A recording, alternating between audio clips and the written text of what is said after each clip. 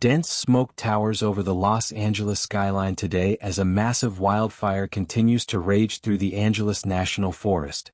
What began as a small brush fire near the San Gabriel Mountains has now exploded into an inferno consuming over 5,000 acres in just 24 hours, forcing thousands to flee their homes and pushing emergency services to their limits.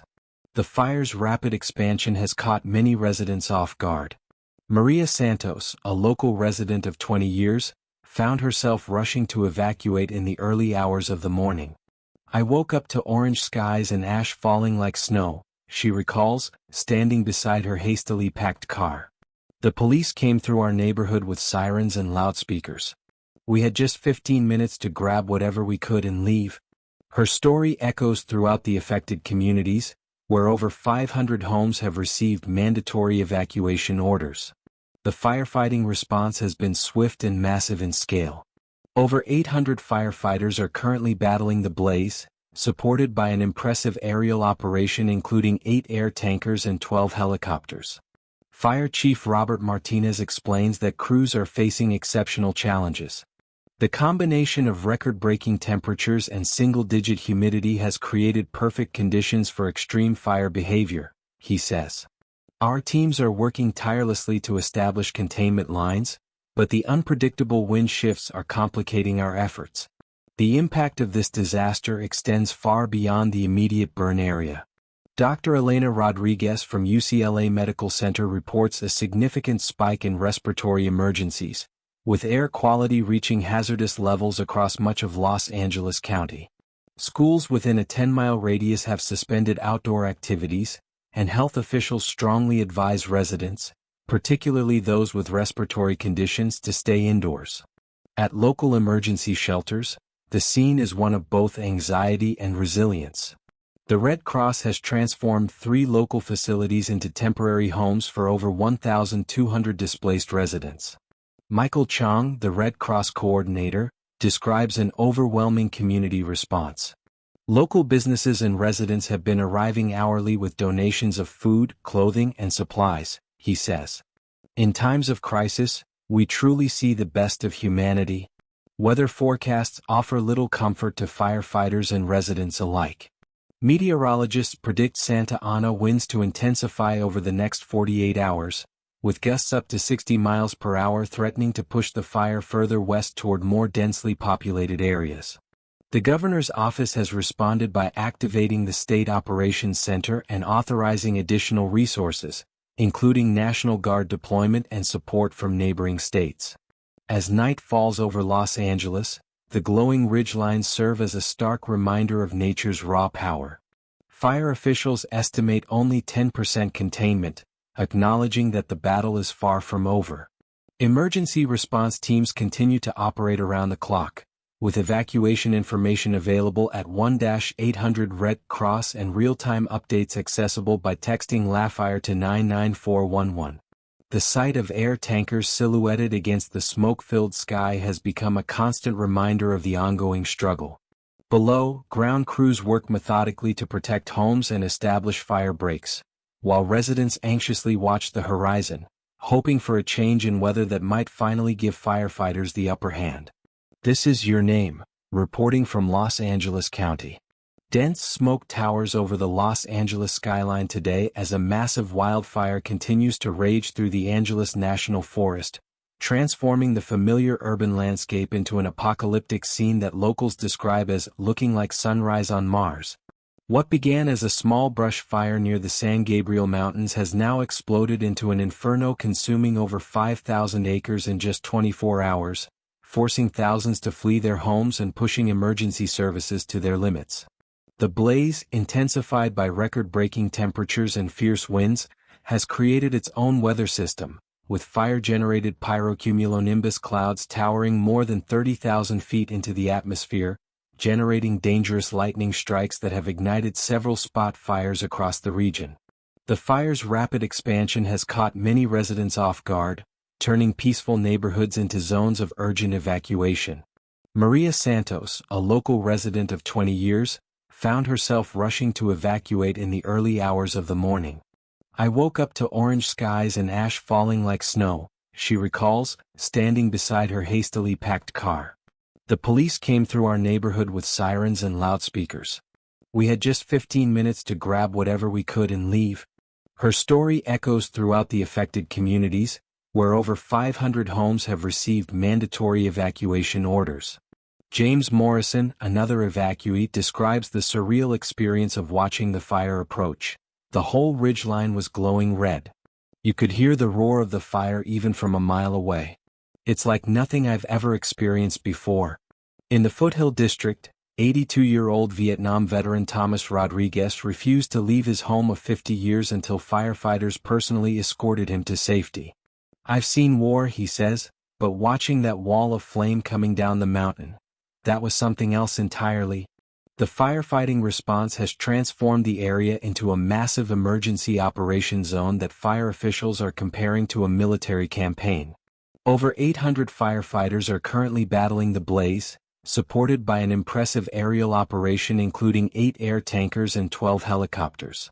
The operation has drawn resources from across the western United States, with crews arriving from as far away as Montana and Alaska. Fire Chief Robert Martinez explains that crews are facing exceptional challenges in their containment efforts. The combination of record-breaking temperatures and single-digit humidity has created perfect conditions for extreme fire behavior, he says. Our teams are working tirelessly to establish containment lines, but the unpredictable wind shifts are complicating our efforts. Battalion Commander Sarah Rodriguez adds that the fire's behavior is unprecedented for this time of year. We're seeing flame lengths of over 100 feet and spotting distances of up to a mile. The fire is creating its own wind patterns, making traditional containment strategies extremely challenging. The technological response to this disaster has been equally impressive. Incident commanders are utilizing cutting-edge tools including infrared drones for nighttime mapping, artificial intelligence systems for predicting fire spread, and satellite-based early warning systems. Dr. Marcus Chin, a fire behavior analyst with the Forest Service, explains how this technology is revolutionizing their response. We're using machine learning algorithms to process real-time data from multiple sources, weather stations, satellite imagery, ground sensors, to predict where the fire will move next. This helps us position resources more effectively and potentially save lives. The impact of this disaster extends far beyond the immediate burn area, creating a public health crisis across the Los Angeles basin that medical professionals are calling unprecedented. Dr. Elena Rodriguez from UCLA Medical Center reports a significant spike in respiratory emergencies, with air quality reaching hazardous levels across much of Los Angeles County. We've seen a 300% increase in emergency room visits for respiratory issues, she explains. The microscopic particles in wildfire smoke can penetrate deep into the lungs, causing serious health problems. What's particularly concerning is the cocktail of toxins being released as the fire consumes both vegetation and structures. The smoke has forced the closure of several major highways, including portions of the 210 and 405 freeways, creating massive traffic disruptions across the metropolitan area. Schools within a 10-mile radius have suspended outdoor activities, and health officials strongly advise residents, particularly those with respiratory conditions, to stay indoors. Local businesses have also felt the impact, with many forced to close temporarily due to the hazardous conditions. The economic impact of the fire is already sending shockwaves through the regional economy. Insurance assessor Jennifer Wu estimates potential losses could exceed $500 million when accounting for property damage, business interruption, and infrastructure impacts. The tech corridor along the 210 freeway has been particularly hard hit, with several major companies forced to relocate their operations. Silicon Valley Bank economist Michael Chang notes that the disruption could have lasting effects. We're seeing supply chain interruptions, workforce displacement, and significant impacts on the local real estate market. The ripple effects could be felt for years to come. At local emergency shelters, the scene is one of both anxiety and resilience, as communities come together to support those displaced by the fire. The Red Cross has transformed 3 local facilities into temporary homes for over 1,200 displaced residents, creating what volunteer coordinator Sarah Martinez calls instant communities. Michael Chong, the Red Cross coordinator, describes an overwhelming community response.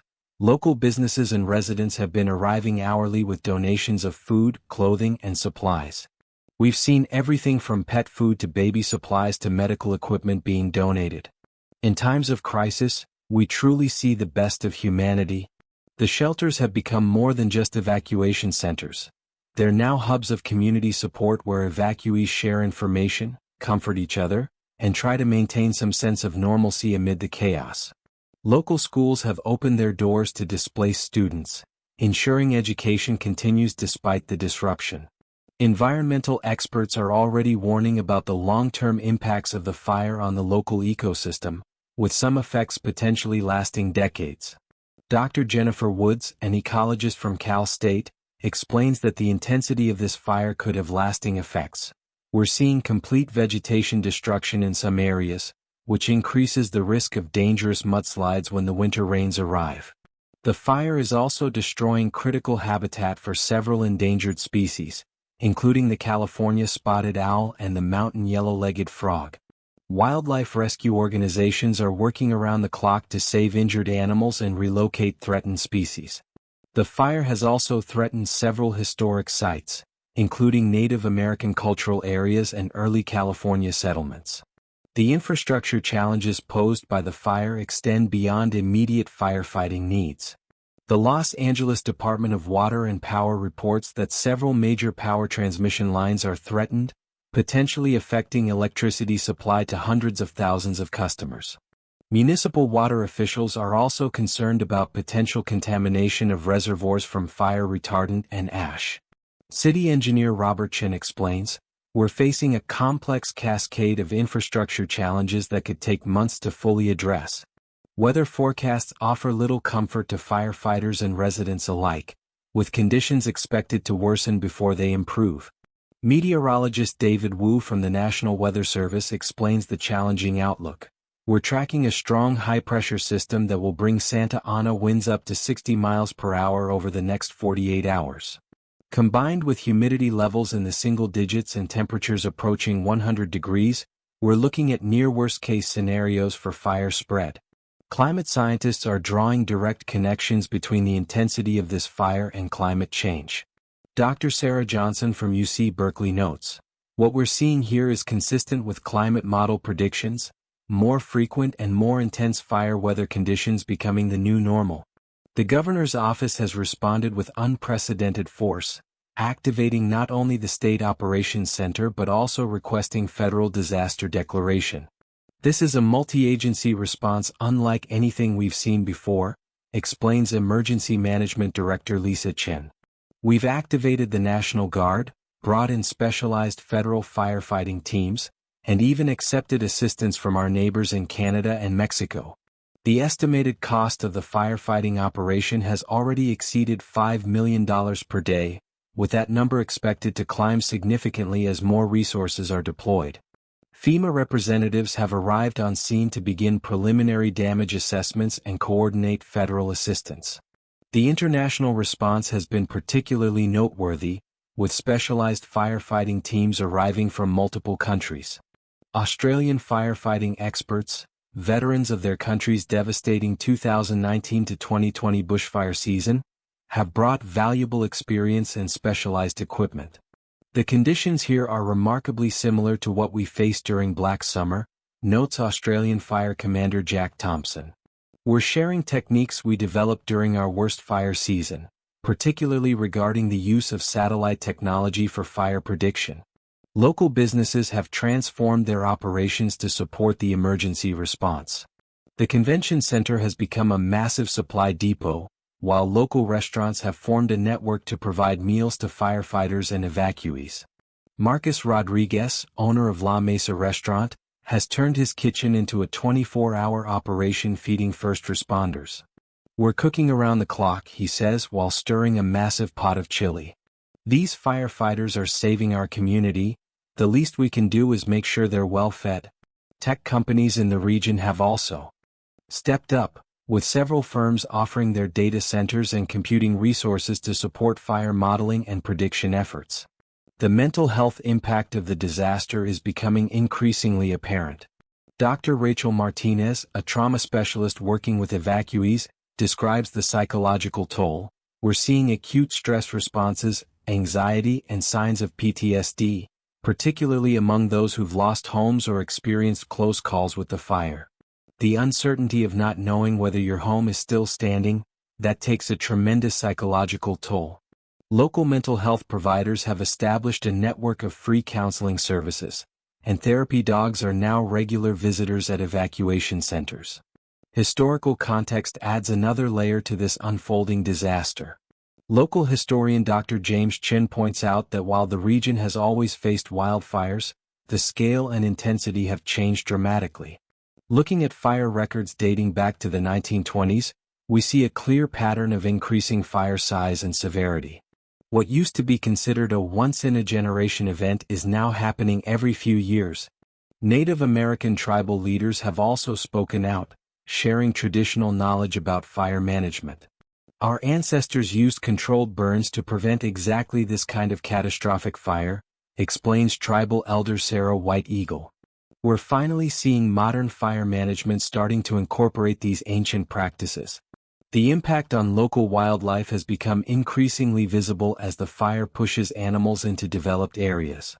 Wildlife biologist Dr. Thomas Rodriguez reports seeing unprecedented behavior. We're finding mountain lions in suburban backyards, bears in shopping centers. These animals are desperate to escape the flames. Local animal shelters are overwhelmed with displaced pets and wildlife, leading to an impromptu network of volunteer foster homes. The Hidden Valley Wildlife Sanctuary has become an emergency triage center for injured wildlife, with veterinarians working around the clock to treat burns and smoke inhalation in everything from mountain lions to hummingbirds. Infrastructure concerns continue to mount as the fire threatens critical systems. The Los Angeles Department of Water and Power is implementing emergency protocols to protect the power grid, while telecommunications companies deploy mobile cell towers to maintain emergency communications. We're basically rebuilding our infrastructure in real time as the fire moves, explains city engineer Maria Santos. It's a constant race to stay ahead of the damage and maintain essential services. Looking ahead, urban planners and fire scientists are already discussing long-term implications. Dr. Robert Chen from the Urban Resilience Institute explains, "This fire is forcing us to rethink how we build our cities at the wildland-urban interface. We need new approaches to zoning, building codes, and vegetation management." Insurance companies are also reassessing their policies, with some suggesting that certain high-risk areas may become uninsurable without significant changes to building practices and fire prevention strategies. As night falls over Los Angeles, the glowing ridgelines paint an ominous picture of the challenges ahead. Fire officials estimate only 10% containment, acknowledging that the battle is far from over. Yet amidst the destruction, stories of hope and resilience emerge. 8-year-old Emma Rodriguez has set up a lemonade stand outside her aunt's house, raising money for displaced families. Local artists are organizing a benefit concert. Neighborhood groups are forming fire watch patrols. "This is what Los Angeles is really about," says community organizer Michael Chong. "When disaster strikes, we don't run away, we come together." The sight of air tankers silhouetted against the smoke-filled sky continues day and night, their distinctive red fire retardant creating stark patterns against the charred landscape below. Ground crews work methodically to protect homes and establish fire breaks, while residents anxiously watch the horizon, hoping for a change in weather that might finally give firefighters the upper hand. The Shadow Canyon fire has become more than just a disaster. It's a wake-up call about climate change, urban planning, and community resilience. As one firefighter put it, "This isn't just about fighting a fire anymore. It's about reimagining how we live with fire in our future." This is Your Name, reporting from Los Angeles County, where the battle against one of the most significant wildfires in recent memory continues, and where a community spirit proves as enduring as the challenges it faces. Recovery planning has already begun even as firefighters continue their battle against the flames. City planners, environmental experts, and community leaders gathered at the Emergency Operations Center to draft preliminary reconstruction strategies. "We're not just thinking about rebuilding what was lost," explains Urban Development Director Amanda Chin. "We're planning for a more fire-resistant future." The proposed recovery plan includes innovative features like underground power lines, expanded fire breaks, and new building materials that can withstand extreme heat. Technology companies are stepping forward with cutting-edge solutions for future fire prevention. Silicon Valley startup FireGuard has proposed a network of AI-powered surveillance cameras that can detect fires in their earliest stages. Early detection can make the difference between a controllable incident and a catastrophe, explains CEO Sarah Martinez. "Our system can spot a fire when it's just a few feet wide, allowing for rapid response before it spreads." Other innovations include smart sprinkler systems that automatically activate based on fire proximity and new fire-resistant building materials developed by local universities. The economic ripple effects continue to spread through the region. Real estate analyst Michael Wong reports significant market disruption. "We're seeing property values fluctuate dramatically, with some areas experiencing 20 to 30% decreases overnight. Insurance companies are re-evaluating their coverage policies, leading to concerns about future development in high-risk areas." Local business owner Lisa Thompson describes the impact on her shop. "Even though we're miles from the fire, tourism has completely stopped. Small businesses like mine might not survive if this continues much longer." The healthcare system faces unprecedented strain as smoke-related illnesses continue to rise. Dr. James Chin at Cedars-Sinai reports, "We're not just seeing respiratory issues now. The prolonged stress and evacuation conditions are leading to cardiovascular problems, anxiety disorders, and exacerbation of existing health conditions." Mobile medical units have been deployed to evacuation centers, providing essential care to displaced residents. Mental health professionals warn about the long-term psychological impact, particularly on children who have witnessed their communities burning. International aid continues to arrive, with specialized teams bringing unique expertise. Japanese disaster response experts have introduced their advanced water cannon technology, capable of reaching fires in steep terrain. Canadian smoke jumpers are working alongside local crews, sharing techniques developed in the vast boreal forests.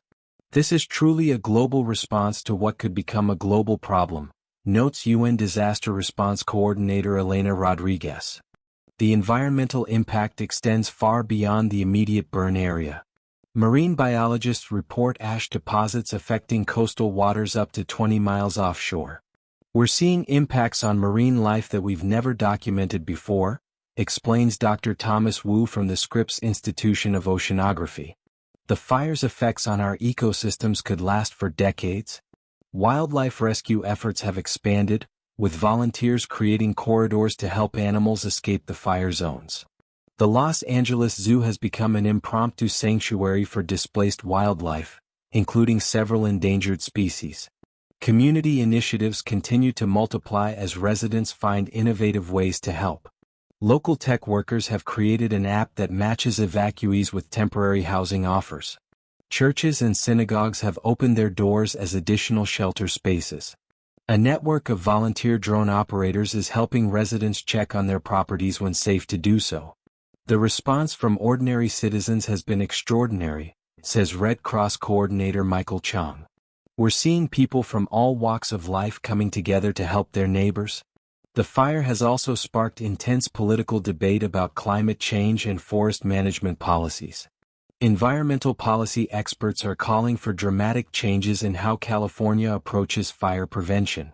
"We need to rethink everything from building codes to forest management," argues Dr. Sarah Johnson from the Environmental Policy Institute. "This isn't just about fighting fires, it's about adapting to a new climate reality." Looking toward the future, city officials are already discussing major changes to urban planning guidelines. Proposed measures include expanded buffer zones between developments and wildland areas, mandatory fire-resistant retrofitting for existing homes, and new requirements for emergency access routes. "We have to learn from this experience," says City Planning Director Robert Martinez. The next fire season is always coming and we need to be better prepared. As this report concludes, the sight of firefighters continuing their relentless battle against the flames serves as a powerful reminder of both human vulnerability and resilience.